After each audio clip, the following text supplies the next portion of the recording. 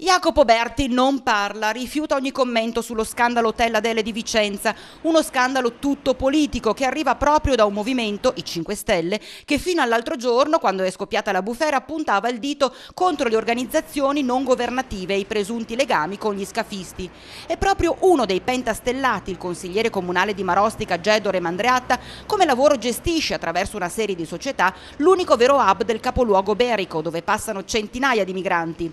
Pensate un po'. E il consigliere regionale Berti non dice nulla? Se il protagonista della vicenda fosse stato di altro colore politico, apriti cielo, Berti si sarebbe fatto in 4 tra videomessaggi e interviste per attaccare il colpevole. Ma oggi no. Avete presente quando si dice predicare bene e razzolare male? Ecco, qui c'è una chiara reinterpretazione tutta pentastellata del detto.